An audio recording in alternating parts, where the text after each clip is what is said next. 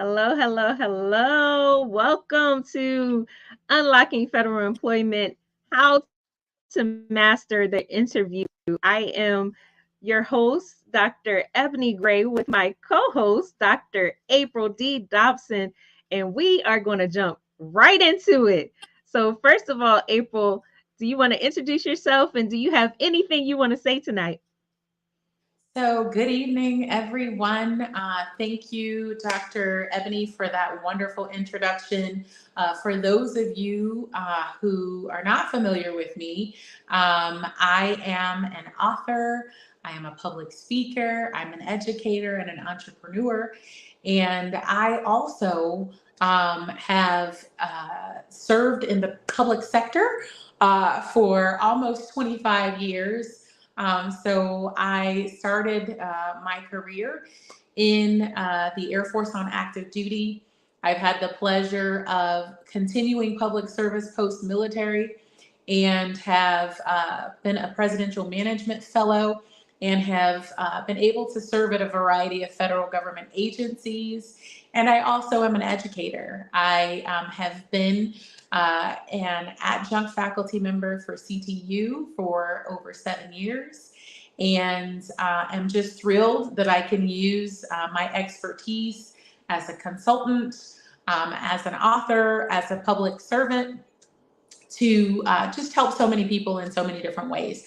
So I'm excited that Dr. Ebony and I have an opportunity to talk to all of you tonight about some tips for interviewing and about our newest book.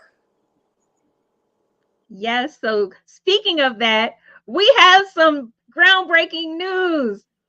We are set to launch a guide to unlocking federal employment on April the 7th.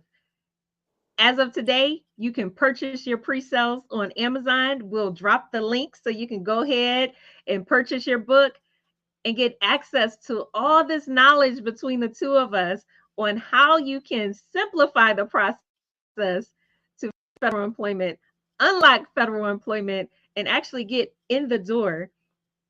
We are super excited. This is our labor of love.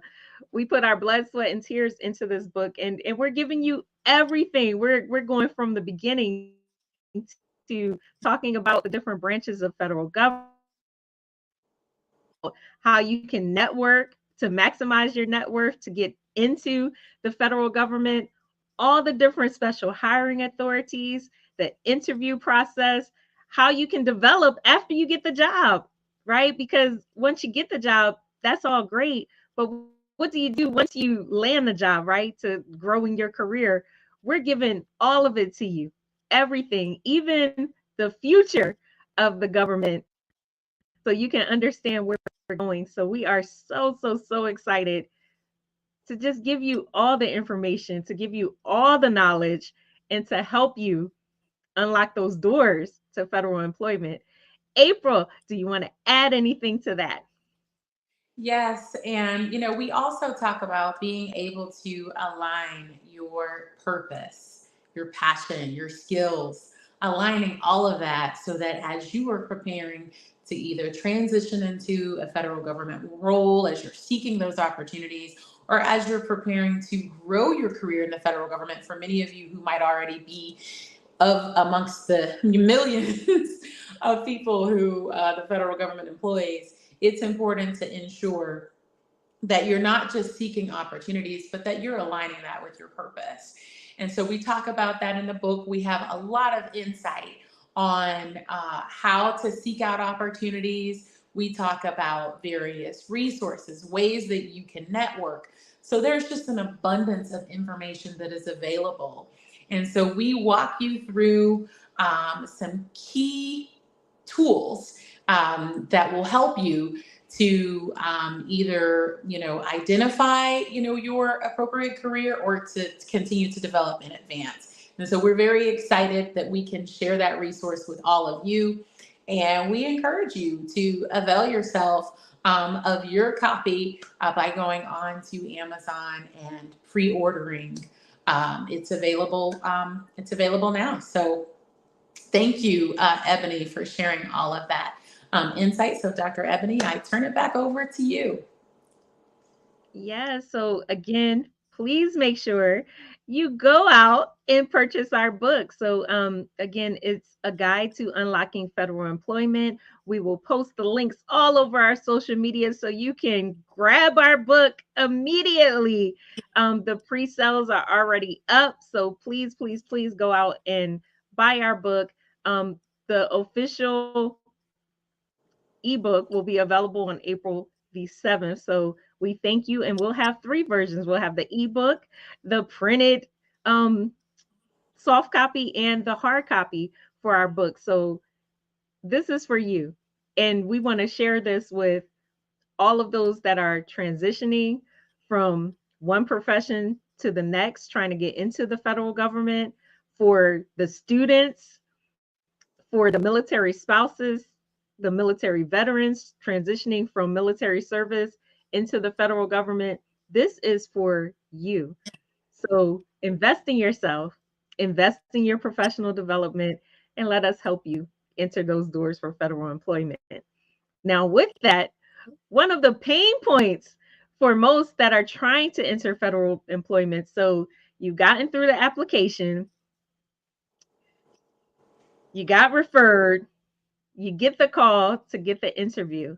So tonight, Dr. April D. Dobson is going to give you the inside scoop of what to expect when you are being interviewed for a federal position. How can you best prepare? How can you put forth your best face, right? So that way you can get in the door, and how you can navigate the interview process. So to help simplify the interview process for you. So Dr. Dobson, let's jump right in. Absolutely. What Absolutely. is some advice that you would like to give to those who are currently about to interview for that position in the federal government? Absolutely. Thank you, Dr. Ebony. So, because there's such a myriad of federal government agencies, every agency and organization has a different approach to their interviews. So, it's best to be postured to interview via any method that might be extended to you. So, some organizations prefer to conduct their interviews online virtually via Microsoft Teams or Zoom or some other platform. So you want to ensure that you have the appropriate device for that virtual interview. And the great thing about technology, you can use a smartphone for an interview, for Teams, for Zoom, and a lot of other platforms that might be utilized for interviews. And so you want to ensure that if you have a virtual interview, that you prepare just as though you were going in person. And we're going to talk about the attire for the interview a little bit later. But one of the things that I'll highlight now is, as you can see, since Dr. Ebony and I are providing this podcast virtually, we have professional backgrounds. You can opt to use a virtual background, or you can opt to use your own background, as long as it's not distracting and as long as it is professional. And you want to ensure that your attire is appropriate for an interview. And like I said, we're going to talk about that later. But you want to take a look at how your video is positioned. Check ahead of time, right? To make sure the audio, the video, all of those things are as they should be, that you're coming across and you're presenting yourself in a professional manner if you're going to interview via video. So check the connection ahead of time. Ensure that you arrive early, just in case there's any technology challenges. You give yourself the appropriate time to overcome that. You might be asked to interview via phone. So you want to make sure that if you're using a mobile device, that you are remaining connected, that you're not in a place where you lose reception. That's very important. And that you have your resume available to be able to take a look to see if there's something that you maybe are not recalling because you're, on, the interview by phone, so that you can just glance just to give yourself a few reminders of some of the accomplishments that you've had that you can talk about and give relevant examples during the interview. You may be asked to interview in person, so you want to be prepared that you know where that agency, the office where you're interviewing, that it's located. And so anytime you're interviewing in person, you want to find the location of your interview prior to the interview date. You want to ensure that you've coordinated so that you can arrive early, that you can meet any requirements that they have. Some organizations require that you check in with security or that you have other measures. So you want to build in enough time for that. So ensuring that you've appropriately, prepared for the interview. And going into the preparation, you want to ensure that you're postured to answer some common interview questions. Behavioral questions are typically what's asked, but you want to be able to ensure that the requirements for the position that were listed in the vacancy announcement, that you're able to address those areas. Every vacancy announcement will give insight on how you'll be evaluated for that particular announcement. So you can go back to look to see what the requirements are and be able to speak to that in the interview, be able to speak to how your skills, your experience, your knowledge, everything that you've done, how it applies to the opportunity that you're interviewing for. And certainly you want to be prepared to give a strong elevator pitch. So 30 to 60 seconds, a strong introduction about yourself, some of the things that you've accomplished professionally, and how you can bring value to the organization.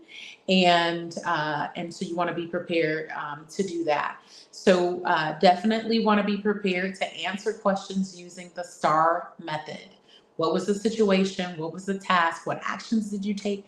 And what was the result? You want to be able to ensure that the skills, what you bring to the table, that is being appropriately demonstrated in an interview.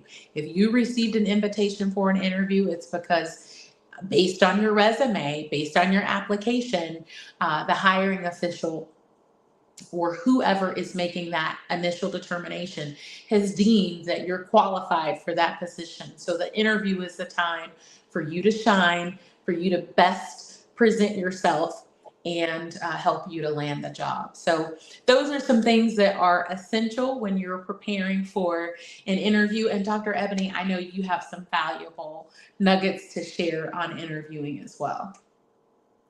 So thank you, Dr. Dobson, for that thorough presentation on interview tips.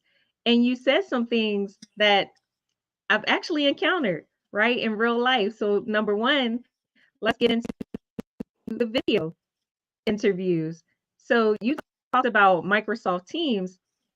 I have known certain agencies like the National Security Agency where they not only do video interviews, but it's recorded. It's like an interactive video interview where you have a certain time to answer the questions and they're monitoring you, right, to see how you're answering the questions, to make sure, that you're relaxed and calm and that you answer their questions within a certain amount of time.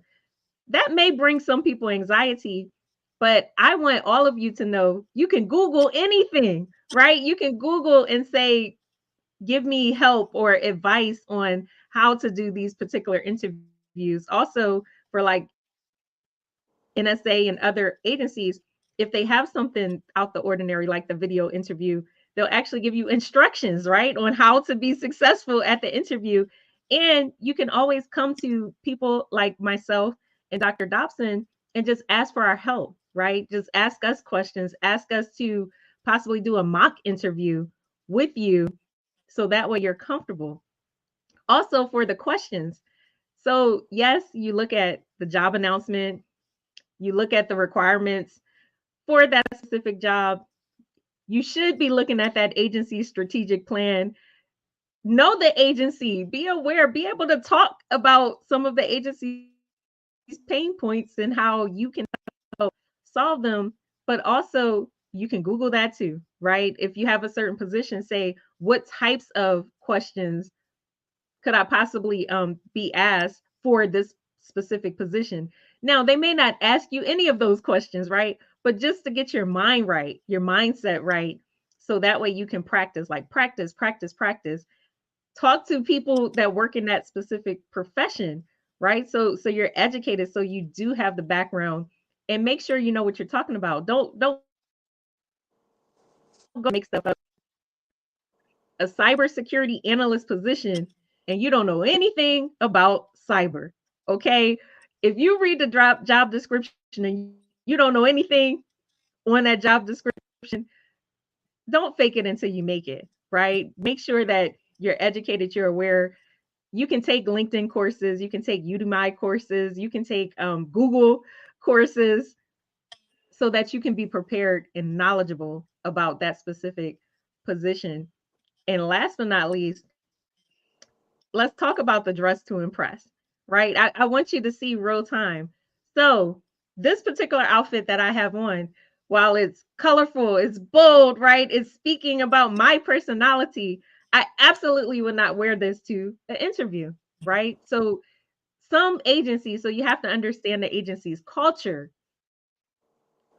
Some agencies are suit and tie, right? Gray suit, black suit, white shirt, tie, some agencies are a little bit lax where they just wear a button down shirt, some khakis, very relaxed. You want to kind of understand and know the culture of that organization because you don't want to go in overdressed, right? But you also don't want to go underdressed. What Dr. Dobson has on actually is very respectable. That could be interview friendly. It just depends on, is that agency like a very stuffy, you need to wear the suit and tie, the blazer, the black, the brown, the blue, or can you have a little personality, right? Bring yourself to the front and just have professional attire. That's the benefit of getting to know people, networking, and just again understanding the culture. It is always good practice. Just keep it simple, just keep it neutral. Pull your hair back. Essentially, you want to take away any distractions. Like, again, this type of attire that I have on could be distracting, right? For the interview, it could be a little loud, a little too much, right? And what do you want to say when you're being interviewed? When people see you, right? Do you want to be seen as authoritative, as a leader, as a professional? Think about that as you're picking out your outfit, trying to prepare for that interview. Just make sure it's appropriate, make sure it represents you, and also be very cognizant of that company's culture and even how you make people feel. Because if you're completely overdressed, sometimes that can make your interviewers very uncomfortable as well. Like, will that person fit into the culture? And that's essentially what they're looking for when they're interviewing you. It's not always about the skills, it's, will this person fit on the team? And understand, you're not just being interviewed, you're also interviewing the company. Do you want to be on that team? Do you want to be a part of that company and that culture? Absolutely. And I think you made a very great point, Dr. Gray. You talked about being able to fit into the culture, and every organization, inside and outside of the federal government, they want to ensure, like you said, not only that they're finding the person with the right skill sets, but they want to find someone who fits into the culture. So it is important while you're interviewing to be professional, but also allow your personality to come through, right? So, you want to ensure that as you're answering the questions, giving examples, that you do have a warm, inviting, upbeat personality. Of course, if that's you, right? You don't want to, come off as someone who you're not. You want to be authentic, but you want your authentic self to show up. I recall recently there was a situation that I was speaking with a hiring official, and we were talking about just our observations with some efforts. And this particular hiring official indicated that while the individual shared all the right answers, he had the experience that she was looking for, she felt that he might not fit into their culture because she could get no personality from him. She said he was very monotone in the way that he was answering the questions. She even tried to like make it a little bit light at one point. No adjustment, no change. So she was just really concerned that he may not fit into their team, and she did not want to disrupt the dynamic of their team. So it's very important not only that you share your expertise, your knowledge, your insight, relevant examples, but that you also allow the panel or the hiring official, whoever is conducting the interview, to be able to see your personality and have an idea, on who you are, right? So that's just a great point, Dr. Ebony. So thank you Now, so much. Yes. Now, one thing that we didn't hit on is don't be negative in your interview. So, we've all had painful situations in a job. We've all had bad experiences or bad bosses. When they ask you that question about dealing with a difficult boss or how you overcame a challenge, the whole purpose is to explain how you overcame a challenge to see how you deal with challenges. Do not make the spotlight about your bad boss. Just say, I had multiple tasks. I was overwhelmed. I didn't have the resources I needed in order to do XYZ job. Here's what I did to solve that problem. That is what they're trying to see. What is your dynamic with the team? How do you overcome those challenges in a positive way? They do not want to hear about your bad boss. So if you want to talk about your bad boss, put it in a diary, a journal, someplace. Don't even put it on the internet, right? Because again, that reflects on you negatively and may actually prevent you from getting the job.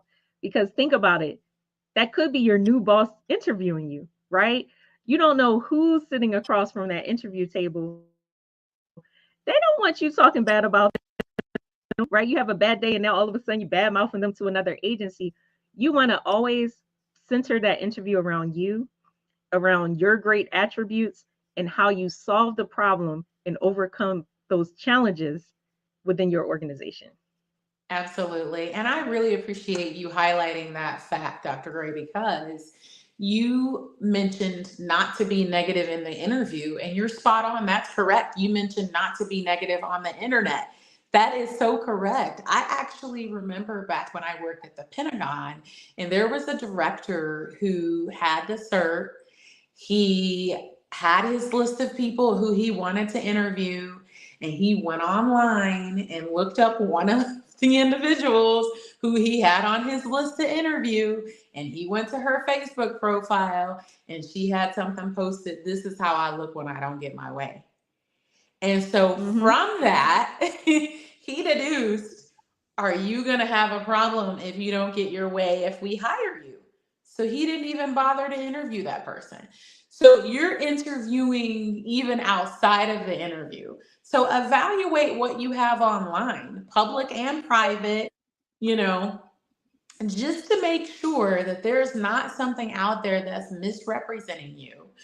You may not have another opportunity to make a positive impression if you have something on Facebook or LinkedIn or some other place online that does not, really depict who you are. It could be one piece of information at one snippet in time that could have someone draw a conclusion that's not accurate. So you're always being interviewed. And, just think, if you're on your way to an interview and you're in traffic and someone cuts you off and then you shout obscenities or you do something that you should not be doing, and then you get That's to the your hiring manager, that person, and it's the hiring official or someone on the panel.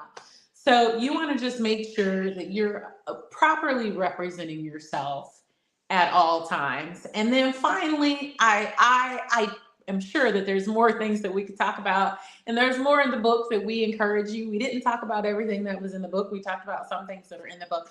But another thing that's important to keep in mind is you want to definitely be mindful, because you might feel that name dropping is a good idea when you're having an interview, but it is not a good idea because you don't know what perception everyone on the panel has of the person who you're name dropping. And you may not know if a person who's on the panel has a disdain for people who name drop. I actually have another manager who mentioned that someone name dropped, and they made it a point to name drop towards the end of the interview, and they were doing so well. And at that point, the hiring manager said, no, I'm not really into people who want to name drop. So just be mindful of, what you're doing in the interview, what you're saying, how you're representing yourself. And also be mindful of your posture, virtually or in person. That's very important. Body language and posture is very important. You shouldn't be slouching. Absolutely. So you want to be very mindful of your body language and how that comes across in an interview. So Dr. Ebony, over to you. Yes, be engaged, act like you want to be there, right? Like don't sit there and act like you want to be any place else in the world, and get rid of distractions too. You don't want to have people running back and forth behind you, your kids, your spouse, your dog barking in the background. When you interview, make sure you have a focus space. I don't care if you need to get in the closet and put a background behind you, right? A virtual background.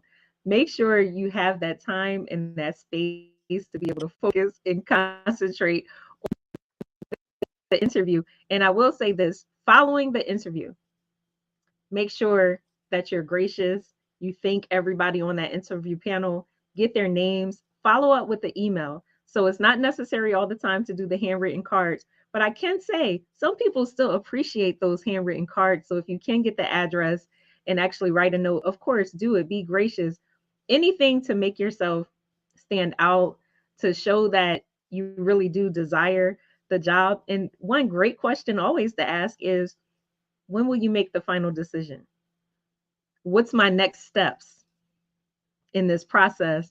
So you can be educated, so you know, okay, are they going to take 2 weeks to get back to you? Is it going to take a month? You want to act like you're engaged, that you really want the job, and ask those key targeted questions to the officials. And that's excellent, Dr. Gray. I do believe it's so important to ask all the right questions. And specifically, you want to have a list of written questions, at least 2 questions to ask the panel members going into, the interview.